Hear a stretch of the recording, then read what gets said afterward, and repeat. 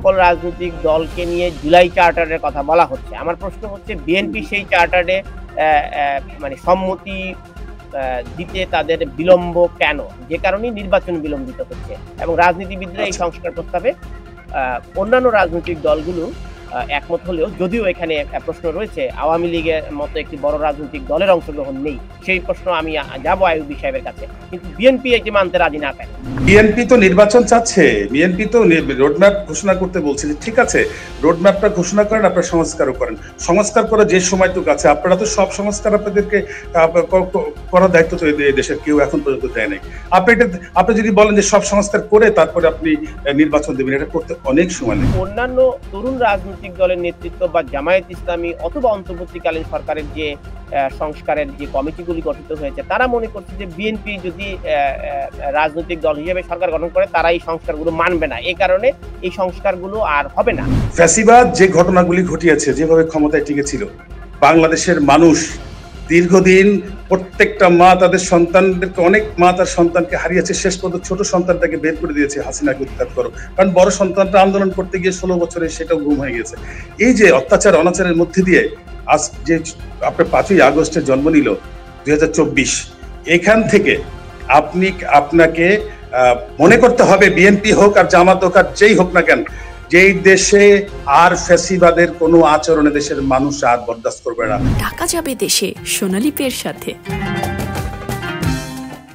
প্রধান উপদেষ্টার বৈঠকে যে সংস্কার প্রস্তাবগুলো এসেছে, সেই সংস্কার প্রস্তাবগুলোতে সকল রাজনৈতিক দলকে নিয়ে জুলাই চার্টারের কথা বলা হচ্ছে। আমার প্রশ্ন হচ্ছে বিএনপি সেই চার্টারে মানে সম্মতি দিতে তাদের বিলম্ব কেন? যে কারণেই নির্বাচন বিলম্বিত হচ্ছে এবং রাজনীতিবিদরা এই সংস্কার প্রস্তাবে অন্যান্য রাজনৈতিক দলগুলো একমত হলেও যদিও এখানে প্রশ্ন রয়েছে আওয়ামী লীগের মতো একটি বড় রাজনৈতিক দলের অংশগ্রহণ নেই, সেই প্রশ্ন আমি যাবো আইয়ুবী সাহেবের কাছে, কিন্তু বিএনপি এটি মানতে রাজি না কেন? ওই যে আইয়ুবী ভাই কথাগুলি বলছিল, ওনার তো হিসাব করে কথা বলা উচিত, যেখানে অন্য প্রসঙ্গ না আনি, সেই জন্য আমার কথার উত্তর দিতে গিয়ে ওই কথাটা আপনি বলেছেন, এখন যদি আপনি এটার উত্তর দেন। বিএনপি তো নির্বাচন চাচ্ছে, বিএনপি তো রোডম্যাপ ঘোষণা করতে বলছে। ঠিক আছে, রোডম্যাপটা ঘোষণা করেন, আপনারা সংস্কারও করেন। সংস্কার করার যে সময়টুকু আছে, আপনারা তো সব সংস্কার আপনাদেরকে করার দায়িত্ব তো এই দেশের কেউ এখন পর্যন্ত দেয় নাই। আপনি যদি বলেন যে সব সংস্কার করে তারপরে আপনি নির্বাচন দেবেন, এটা করতে অনেক সময় লাগবে, হিউজ টাইম। তো আপনি এই জায়গা থেকে আপনি একটা মিনিমাম স্টেজ পর্যন্ত যেতে, আপনি ঠিক আছে ডিসেম্বর পর্যন্ত যান, নির্বাচন দেন এবং জুলাই আগস্টে, এবারে এই বছরে জুলাই আগস্ট থেকে আপনি একটা রোডম্যাপ ঘোষণা করে দেন। সেটা করছে না, এই জন্যই ষড়যন্ত্রের একটা গন্ধ বিএনপি পাচ্ছে, যে বিএনপি কে নিয়ে ষড়যন্ত্র করছে। যে বিএনপি, এই দেশের বিএনপি নেতাকর্মীরা 16 বছর পাচ্ছেন যেমনটা, কিন্তু অন্যান্য তরুণ রাজনৈতিক দলের নেতৃত্ব বা জামায়াত ইসলামী অথবা অন্তর্বর্তীকালীন সরকারের যে সংস্কারের যে কমিটিগুলি গঠিত হয়েছে, তারা মনে করছে যে বিএনপি যদি রাজনৈতিক দল হিসেবে সরকার গঠন করে তারা এই সংস্কারগুলো মানবে না, এই কারণে এই সংস্কারগুলো আর হবে না। এই কারণেই তারা মনে করছে যে বিএনপির কাছ থেকে তাদের একটা নিশ্চয়তা চাইছে, তো সেই নিশ্চয়তাটি দিতে অপারগ কেন? এই যে এইখানে আসল প্রশ্নটা আপনি এসেছেন, সেটা হচ্ছে যে এই দেশে ফ্যাসিবাদ যে ঘটনাগুলি ঘটিয়েছে, যেভাবে ক্ষমতায় টিকেছিল, বাংলাদেশের মানুষ দীর্ঘদিন প্রত্যেকটা মা তাদের সন্তানদেরকে, অনেক মা তার সন্তানকে হারিয়েছে, শেষ পর্যন্ত ছোট সন্তানটাকে বের করে দিয়েছে হাসিনাকে উৎখাত করো, কারণ বড় সন্তানটা আন্দোলন করতে গিয়ে 16 বছরে সেটাও গুম হয়ে গেছে।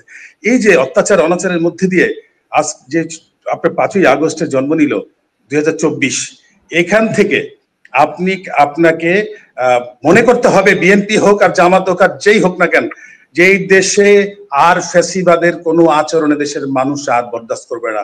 আজকে ছাত্র জনতা যারা আজকে শেষ পর্যন্ত রক্ত দিয়ে এই দেশটাকে সর্বোচ্চ মানে ফ্যাসিবাদকে উৎখাত করার পিছনে যাদের বিশাল একটি ভূমিকা আমরা ইতিমধ্যে আমরা দেখলাম, এরাও মনে করেন যে রেডি থাকবে। এবং বিএনপি কেন, যেই ক্ষমতায় আসুক, আর বন্দুকের গুলি দিয়ে আর কখনো এই গণতন্ত্রকে ব্যাহত করা যাবে না। ওই যে মিটিং করতে দেওয়া যাবে না, মিছিল করতে দেওয়া যাবে না, একে ধরো গুলি করে দাও, এইটা এই দেশে আর কখনোই হবে না। বরঞ্চ যেই ক্ষমতায় আসবে, জনগণ যাকেই ক্ষমতায় আসবে, একদম ভদ্রভাবে চুপচাপ দেশের জন্য কাজ করতে হবে, নাহলে 6 মাস 1 বছর পর এক নিস্টেট বিদায় করে দেবে দেশের মানুষ। আপনি তো আর গুলি করতে পারতেছেন না, আপনি তো জবরদস্তি করতে পারতেছেন না। তাহলে সুতরাং মত তো রেডি আপনাকে উৎখাত করার জন্য। ভালো করবেন, জনগণ আপনার পাশে দাঁড়াবে। ভালো করবেন না, চাঁদাবাজি করবেন, খারাপ করবেন ক্ষমতায় এসে, আপনাকে এই দেশের মানুষ আর সেই সুযোগ দিবে না। জোর করে ক্ষমতায় থাকার দিন শেষ হয়ে গেছে। সেই জন্যই আমি বলছি যে নির্বাচনটা দিলে দোষের কিছু না। আপনি সংস্কার না করে দিবেন আর বাকিটা বিএনপি এসে মাফ করে দিবে, হাসিনাকে মাফ করে দিবে, আর দেশের মানুষ বিএনপিকে মাফ করে দিবে। এত সহজে দেশে আর এটা সম্ভব হবে না, বাধ্য হবে। They should have to do this things. এই যে আপনার যে সংস্কারের কথা বলতেছে, এটা করতে হবে। যাকে ইলেকশনে নির্বাচিত হবে তাকে এটাকে করতে হবে এবং সে করতে বাউন্ড। আপনি এই বিশ্বাস নিয়ে আপনাকে নির্বাচন দিতে হবে। There is no scope to escape from this barrier. এখানে আর হবে না, আর আপনি এই দেশে আর কখনোই আপনি ওই ফ্যাসিবাদ আপনি কায়েম করতে পারবেন না। জোর করে ক্ষমা থাকতে পারবেন 1 ঘন্টা।